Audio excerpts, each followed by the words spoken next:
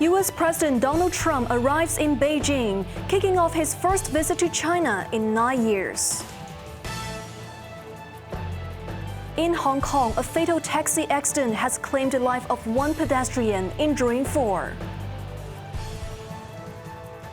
And good news for commercial vehicles operators. Tunnel tolls will be halved starting Sunday.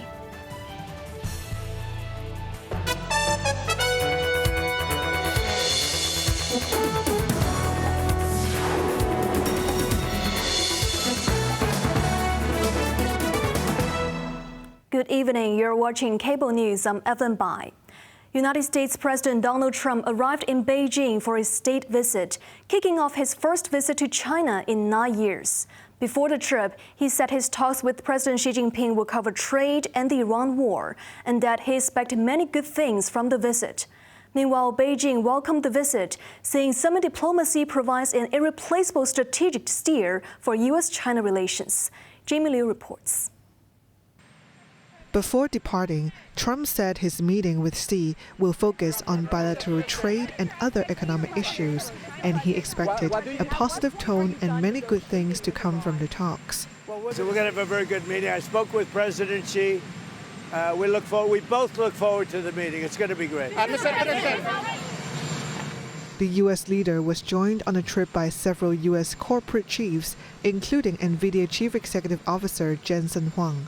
Trump tweeted on social media, noting he will press China to open its markets. He also expected the talks would delve into the Iran war, but insisted China need not intervene, claiming forces have already defeated Iran, the situation is largely under control, and the U.S. will win regardless. This marks Trump's first visit to China in 9 years. The two leaders are expected to discuss a U.S.-China trade deal, space and artificial intelligence cooperation, agriculture and energy, and to hold talks on the Iran war and the Taiwan issue.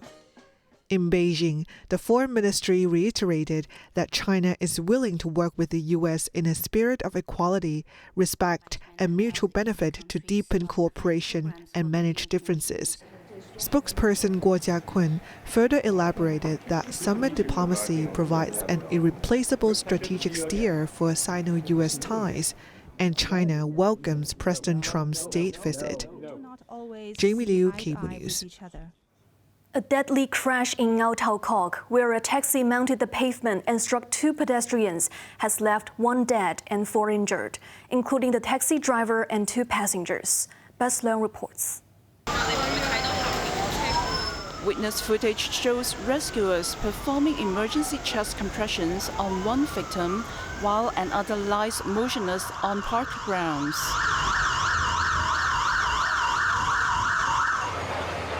Firefighters used lifting gears to raise the taxi and removed severed limbs trapped beneath the vehicle. A front wheel of the cab was bent out of shape after its front end smashed into a park planter. The airbag deployed, and police seized evidence at the scene.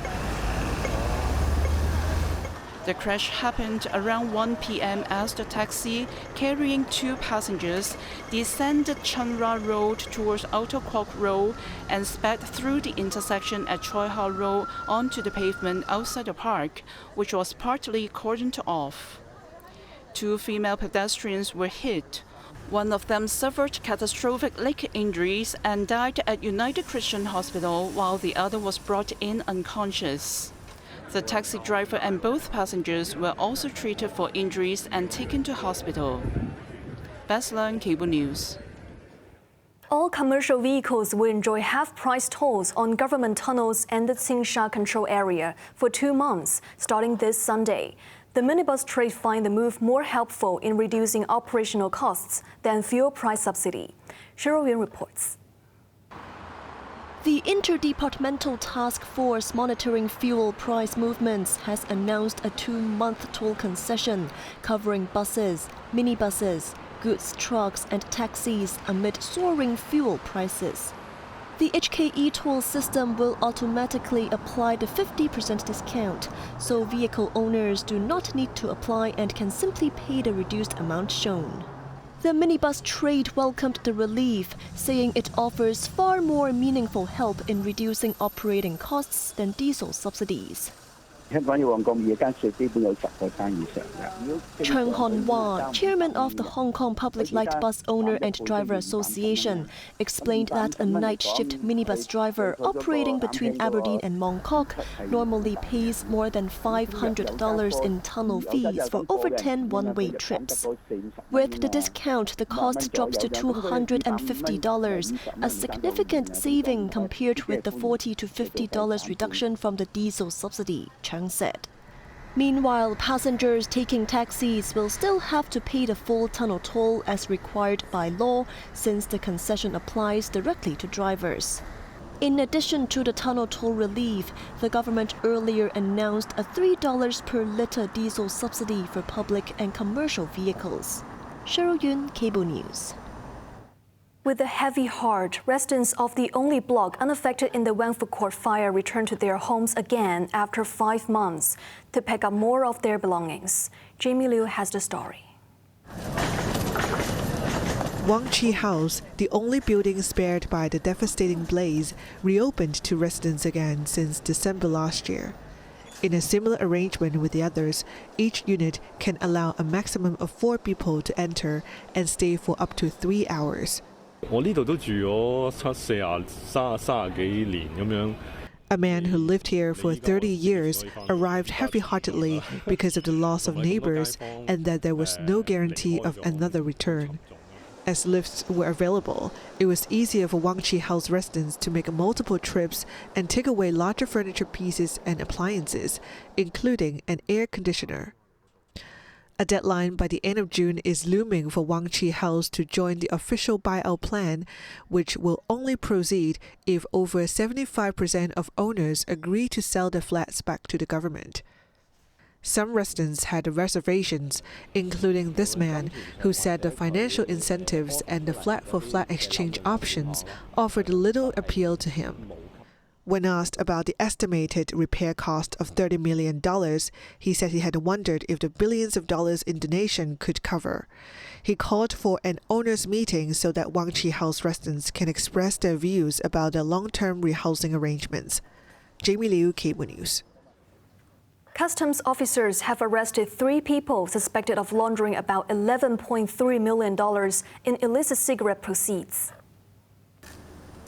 Following a major crackdown codenamed Sabre, the Customs and Excise Department said 2 local men and 1 local woman were arrested after raids on 5 residential premises. The trio faced charges of dealing with property known or reasonably believed to represent proceeds of an indictable offense. The arrest came after a January operation in Ngau Tan Mei, where officers raided a suspected illicit cigarette storage facility and seized around 2.2 million suspected cigarettes, along with a record book detailing stock levels and transaction proceeds.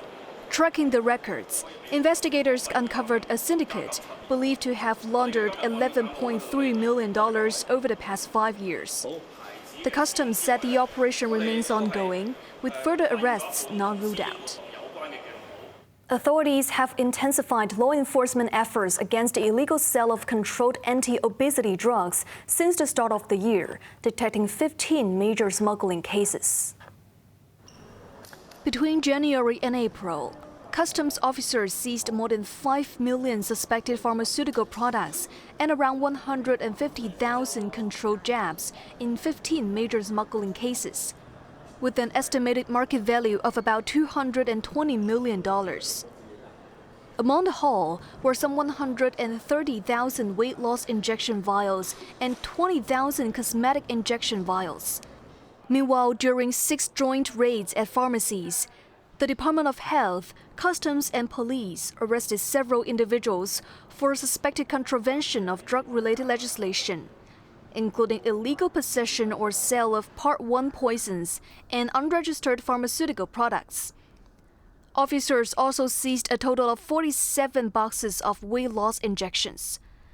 Authorities vowed to continue cracking down on the illicit trade and urged residents not to purchase and use prescription drugs through illegal channels. U.S. President Donald Trump said stopping Iran's nuclear program matters more than Americans' wallet, as negotiations to end the Iran war remain in a deadlock. Jamie Liu reports. As the United States starts to feel the cost of the conflict with Iran from rising food and oil prices, Trump said he believes Americans would understand that stopping Iran's nuclear ambitions was more important. When you're negotiating with Iran, Mr. President, to what extent are Americans' financial situations motivating you to make a deal? Not even a little bit. The only thing that matters when I'm talking about Iran, they can't have a nuclear weapon. I don't think about Americans' financial situation. I don't think about anybody. This came as the Pentagon put the latest cost of the war at $29 billion, higher than the $25 billion figure provided to Congress 2 weeks ago. The extra expenses included equipment repairs, replacements, and general operation costs, but not the costs of damages of the U.S. bases in the Middle East. As the Strait of Hormuz remains closed, the U.S. has appealed for countries to take part in its initiative to restore maritime traffic in the waterway. South Korea heeded that call, as its defense minister said Seoul is mulling phased contributions with personnel dispatch as a possible way to participate. Iran, meanwhile, has reportedly tried to firm up its control over the strait by cutting deals with Iraq and Pakistan to ship oil and liquefied natural gas from the region. Jamie Liu, Cable News.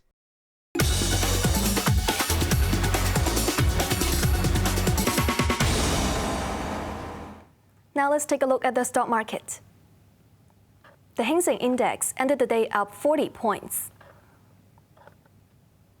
Top active stocks of the day. Tracker Fund was up 4 cents. Alibaba was down 50 cents.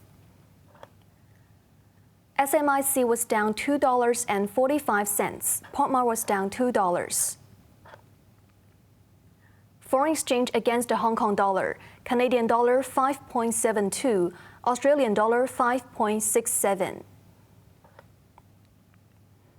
The U.S. Senate confirmed Kevin Walsh as a governor of the Federal Reserve Board, marking a critical step to take the helm of the central bank. The Senate passed a nomination 51-45 to confirm Walsh's appointment to the board for a 14-year term. The Senate will hold a separate vote to confirm Walsh for a 4-year term as the central bank's chair as soon as Wednesday, taking over from incumbent Jerome Powell, whose term ends on Friday. The 56-year-old has backed lower interest rates despite inflation rising to 3.8% last month, the highest level since 2023.